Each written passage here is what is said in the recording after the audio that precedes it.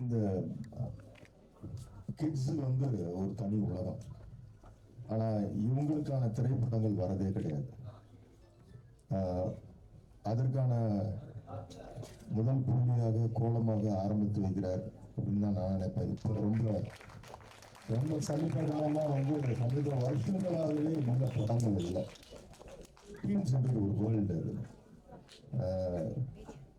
நிறைய வந்து யூத்துகளுக்கான ஃபிலிம்ஸ் அப்படின்னு சொல்லிட்டு சில ஃபிலிம்ஸ் எல்லாம் வருது. ஆனால் ரியலாக ரொம்ப வருஷத்துக்கு அப்புறம் எனக்கு தெரிஞ்சு அஞ்சலிக்கு அப்புறம் வந்து இந்த மாதிரி டீன்ஸுங்களோட அவங்களோட வாழ்வியல், அவங்களுடைய உச்சரிப்புகள், அவங்களுடைய சத்தங்கள் இதெல்லாம் கேட்குறப்ப ரொம்ப சந்தோஷமா இருக்கு. ஏன்னா இந்த மாதிரி படங்கள் தேவைப்படுது. ரொம்ப கிளீஷேவாக ஒரே மாதிரியான ஆக்ஷன், வயலன்ஸு, வன்முறை, ரத்தம் போயிட்டு இருக்கிறப்ப குழந்தைங்களோட சத்தம், அவங்களுடைய அந்த வயதுக்கான அந்த பருவத்திற்கான அவங்களுடைய எண்ண ஓட்டங்கள், அவங்க எப்படி இருப்பாங்க அப்படின்ற நாமளும் இந்த முதல் பாதியிலே பார்த்தீங்கன்னா அந்த குழந்தைங்களோட 14வது தான் நானும் நடந்து போயிட்டே இருக்கேன். கூட சுவாரஸ்யமாக இருக்குது. அந்த இன்டர்வல் காரே வந்து இன்ட்ரெஸ்டிங்காக இருக்குது. கேட்க ரொம்ப ஒரு ஸ்ட்ராங் பிரெத் எடுத்துகிட்டு தான் உட்காந்துருக்கோம். அடுத்தது என்ன நடக்க போகுதுன்னு ரொம்ப சுவாரஸ்யமாக இருக்கும். சாரை பற்றி சொல்ல வேண்டியதில்லை. வித்தியாசம்னு சொன்னால் ரொம்ப வழக்கமாக பழைய வார்த்தையாகிடும். அவர் இன்னும் நாங்கள் வந்து புதிய பாதையில் அவர் எடுத்துக்கிட்ட அந்த பாதை இன்னும் தொடர்ந்து போயிட்டே இருக்கு. அதற்கு முடிவே இல்லை. God bless. ரொம்ப ரொம்ப லாஜிக்கலாக ஒரு காட்சியும் அழகா இசை மூலமாய் முத்து கோக்குற மாதிரி கோத்து கொண்டு போயிட்டு இருக்காரு நம்மளோட உணர்வுகளை. Very soulful music. ரொம்ப நீட்டாக இருக்குது. ஃபர்ஸ்ட் ஆஃப் எக்ஸ்ட்ரானரியாக கொண்டு போயிருக்கீங்க. Thank you so much. நீங்கள் வந்து அவருடைய பேரை மறந்தது நியாயமான விஷயம். எப்பவுமே நம்ம மெய் மறந்துடுவோம் ஒரு மியூசிக் கேட்டோம்னு. அப்படி மெய் மறக்கிற விஷயம் தான் திரு இமானுடைய இசையும். சைலன்ஸ். ஒரு சாருக்கு நன்றி. இங்கே டாக்டர் பிரபு சல்மான் சாரை மீட் பண்ணணும்னு நான் எதிர்பார்க்கல. ப்ளசன்ட் சர்ப்ரைஸ் தான்.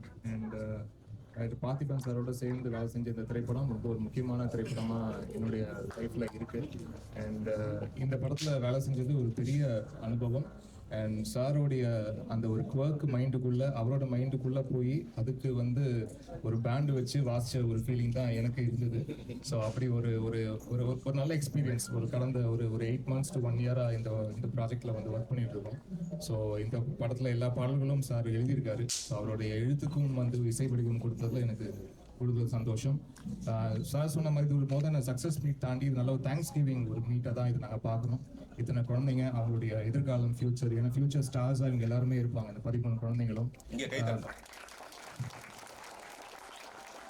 முக்கியமாக இந்த குழந்தைங்களுக்கு வந்து ஃபியூச்சரில் அவங்க என்ன ஆனாலும் அவங்க வந்து இப்போ சொல்லப்போனால் இந்த நம்ம இப்போ நம்ம பார்த்துட்டு இருக்க படத்தில் வரக்கூடிய ஒரு உயர் அதிகாரியாக ஆகலாம், இல்லாட்டி வந்து சயின்ஸ் ஃபீல்டில் ஒரு அடுத்த இடத்துக்கு போகலாம், எஜுகேஷன் ஃபீல்டில் போகலாம், மியூசிக் ஃபீல்டில் வரலாம், ஆர்ட் ஃபீல்டில் வரலாம்.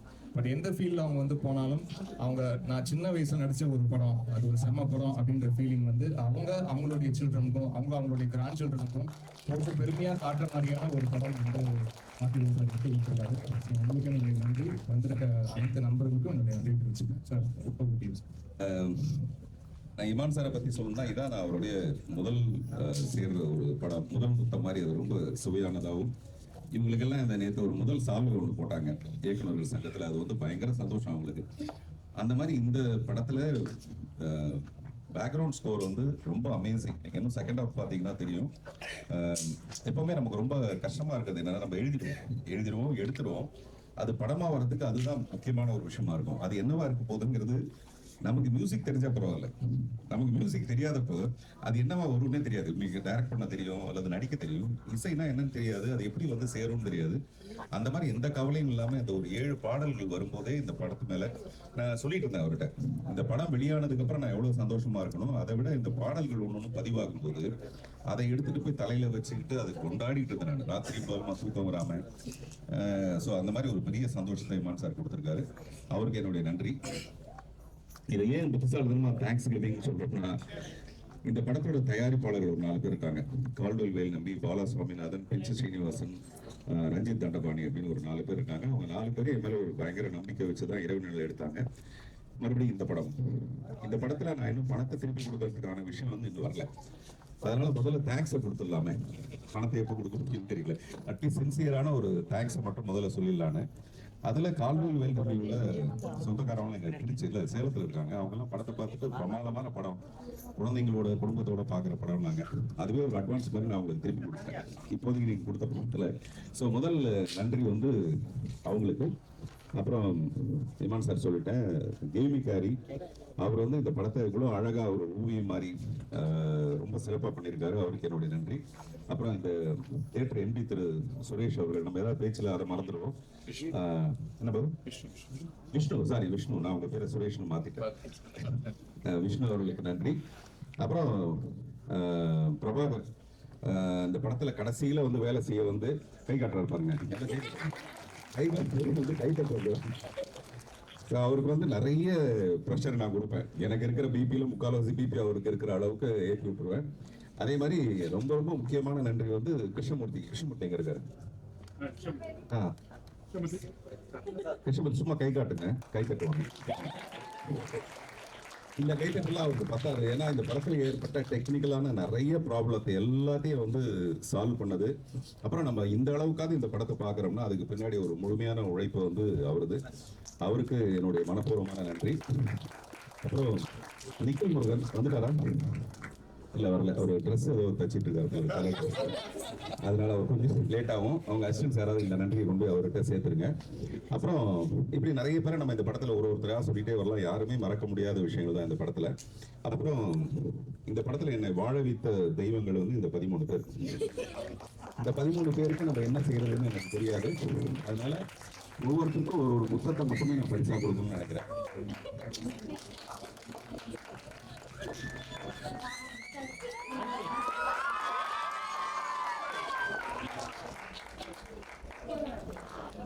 இந்த நேரத்தில் கொஞ்சம் கண் கலங்க.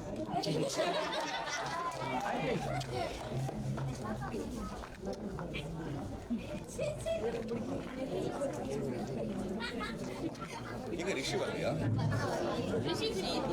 ஓகே, ரிஷி தீபன் 2 பேருக்கும் வரல. அதனால அவங்க 2 பேருக்கும் நான் வந்து கொரியர்ல ஃப்ளைங் சார். Okay okay. அமிர்தாக்கா, ஓகே, அமிர்தாக்கு ஹாப்பி பர்த்டே.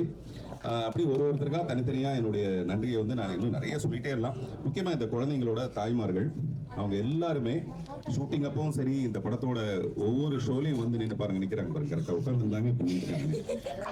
அதனால அவங்களுடைய சந்தோஷம் தான் என்னுடைய உண்மையிலேயே இந்த படத்துல எனக்கு கிடைச்ச முதல் சந்தோஷம். இந்த 13 பேரோட சந்தோஷம் இருக்கு பாத்தீங்களா, அதை வந்து நான் ரொம்ப பெருமையா பாக்குறேன். சில நேரத்தில் சில படங்கள் வெளியாகவே போயிடுது. அந்த மாதிரி தான் இந்த படம் ஒரு 3 மாசமா ரொம்ப சிரமப்பட்டுட்டே இருந்தது. என்னுடைய ஆசைலாம் என்னன்னா, இந்த முதல்ல நடிச்ச இந்த படங்களை, இந்த பசங்களுடைய படம் வந்து வெளியாகி அவங்க அதை ஸ்கிரீன்ல பார்த்தாங்கன்னாவே எனக்கு பல கோடி எனக்கு லாபம் கிடைச்ச மாதிரி. அந்த வகையில இவங்க எல்லாரும் அவங்கள ஸ்கிரீன்ல பாக்குறது. அப்புறம் அதுக்கு முன்னாடி இந்த படத்தோட நான் ரொம்ப நன்றி சொல்ல வேண்டிய ஒரு ஆள் இருக்காங்க. கேட்டுமா?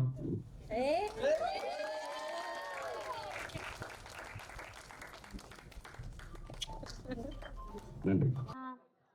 ஃப்ரெண்ட்ஷிப் தான் எல்லாருக்கும் முக்கியம். ஏன்னா ஃப்ரெண்ட்ஸ் தான் கடைசி வரைக்கும் எப்பவுமே இருப்பாங்க. அம்மா அப்பா கற்றுது எப்பவுமே ஃப்ரெண்ட்ஸ் தான். அதே மாதிரி பசங்க கேட்டால் என்னடா பார்த்திபன் சார்லாம் வரவே மாட்டாரு, அவர் தான் படம் நடிப்பார் சொன்னாங்க. ஆனால் அவர் கடைசி சீன் செம்மையாக வந்தார். அந்த பசங்களை காப்பாற்றுக்காக ஒரு பையன் உள்ளே போனான். அந்த பையனும் கஷ்டப்பட்டு அம்மா அப்பா எல்லாம் போனான். அதே மாதிரி அம்மா அப்பா இல்லாண்டு வருத்தப்படாதீங்க, உங்களுக்கு எல்லாரும் இருக்காங்க, நல்லா படிங்க. தேங்க்யூ. படத்தில் என்ன எனக்கு பிடிச்சிருந்ததுன்னா ஃப்ரெண்ட்ஷிப், அது மாதிரி ரொம்ப பிடிச்சிருந்தது. அது மட்டும் இல்லாமல் இந்த ஜென்ரேஷனில் வந்து பாய்ஸ் அண்ட் கேர்ள்ஸ் சேர்ந்து நடிக்கிறதே ரொம்ப இதுவாக இருக்குது. அதோட இந்த பாய்ஸ் அண்ட் கேர்ள்ஸ் சேர்ந்து நடிக்கும் போது அவங்களுக்குள்ளே இருக்கிற உணர்வு எல்லாமே, பாசம், கோபம் எல்லாமே வந்து அவங்க வெளிப்படுத்துறது எனக்கு ரொம்ப பிடிச்சது. ஃப்ரெண்ட்ஷிப் தான் எனக்கு ரொம்ப பிடிச்சிருந்தது அந்த விஷயத்தில். அது எல்லாமே டீம் ஒர்க் பண்ணது ரொம்ப நல்லா இருந்தது.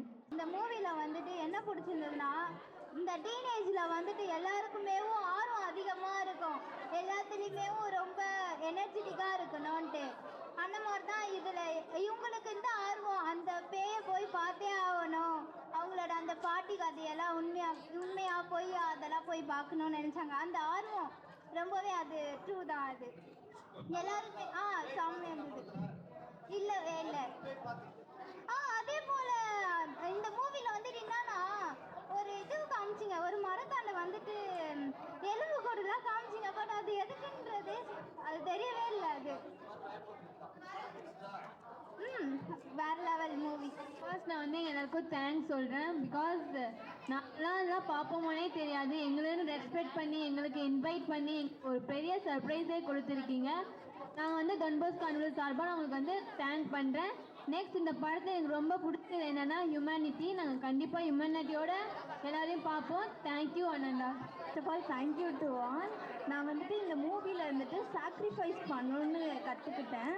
நம்ம அந்த பையன் ஐயங்காளியை எப்படி சாக்ரிஃபைஸ் பண்ணாங்க அவங்க ஃப்ரெண்ட்ஸுக்கோசரம், அந்த மாதிரி நம்ம சாக்ரிஃபைஸ் பண்ணணும் நம்மளை சுற்றி இருக்கவங்களுக்காக அப்படின்னு கற்றுக்கிட்டேன். இப்போ வந்து இதில் ஐயங்காளின்னு சொல்லிட்டு இது பண்ணியிருந்தாங்களே ஒரு கேரக்டர், அதில் வந்து எல்லாருமே அவங்கள ஒதுக்கி வச்சுருந்தாலும் இப்போ ஃப்ரெண்ட்ஸுன்றது எல்லாருமே ஒன்றா இருக்கணும்னு சொல்லிட்டு அதில் காட்டியிருந்தீங்க. அது எனக்கு ரொம்ப பிடிச்சிருந்தது. அந்த படத்தில் ஃப்ரெண்ட்ஷிப் இஸ் கிரேட்ன்றது எனக்கு ரொம்ப பிடிச்சிருந்தது. தேங்க்யூ.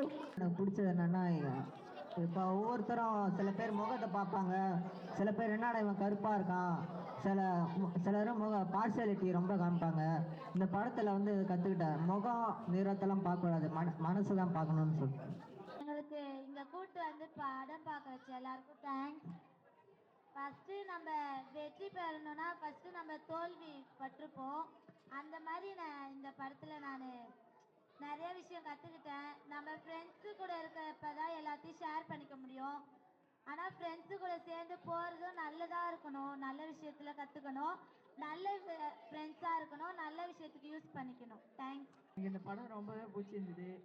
அதில் முக்கியமான சீன் பார்த்தா ஃப்ரெண்ட்ஸுங்க நிறையா இருந்தாங்க. ஒரு ஃப்ரெண்டு இல்லைனாலும் எல்லா ஃப்ரெண்ட்ஸும் துடிச்சு போனாங்க.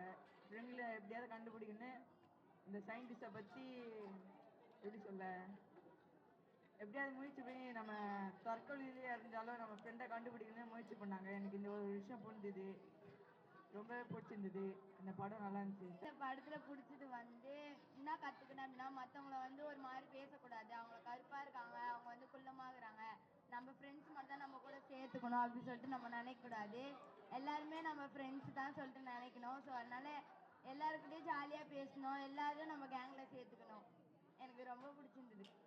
ஹீரோ கேரக்டரும் ஹீரோயின் கேரக்டரும் ரொம்ப ரொம்ப எனக்கு அவன் நடிச்சிருந்து பிடிச்சிருந்துச்சி. அப்புறம் அந்த அக்காங்கெல்லாம் ரொம்ப பிடிச்சிருந்துச்சி. படம் நல்லா இருந்துச்சு. ஒரு பையன் வந்து அந்த படத்தில் என்ன பண்ணான்னா, எல்லாரும் தொலைஞ்சு போயிட்டே இருக்கிறாங்க. அப்புறம் என்ன பண்ணா, அவன் டெஸ்ட் பண்ணான், போயிட்டு ஒளிஞ்சிக்கிட்டு மற்றவங்களை தேட வச்சான். ஆனால் அவங்க ஃப்ரெண்டுங்க என்ன பண்ணாங்க, வந்து டக்குன்னு தேடுறாங்க. அவன் சொன்னான், நீ ஏன்டா இங்கே வந்து ஒளிஞ்சிருக்க? இல்லைடா, நானும் எல்லாரும் தொலைஞ்சு போயிட்டே இருக்கிறாங்க, அப்போ நான் தொலைஞ்சா நீங்கள் வந்து தேடுவீங்களா அப்படின்னு நான் டெஸ்ட் பண்ணேன். டெஸ்ட் பண்ணக்கூடாது. நம்ம ஃப்ரெண்டுங்க எல்லாமே அவன் நம்ம அழுதாலும் ஒரு கஷ்டத்துலாம் ஜாலியாக இருந்தாலும் ஷேர் பண்ணிப்பாங்க, அதுமாரி தேடுவாங்க. அந்த நம்பிக்கை தான் ஃப்ரெண்ட்ஷிப். எனக்கு இதில் பிடிச்சிருந்தது இவங்க எல்லாரும் மொத்தமாக ஒரு டீமாக இருந்தது. எனக்கு இதில் ரொம்ப பிடிச்சிருந்தது.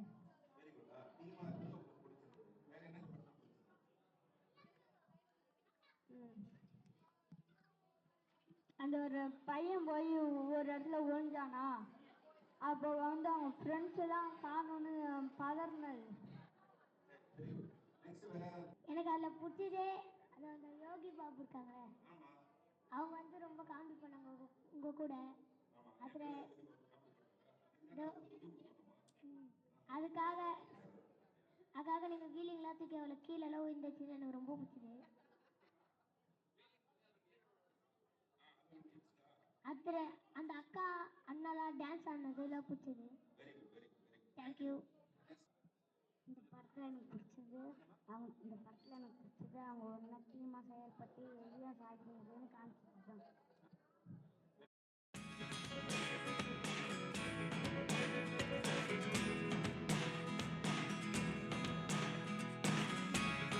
Never really know what's going on. Look at me sometimes like all you want to do is run. Hear me out, hear me out. It's all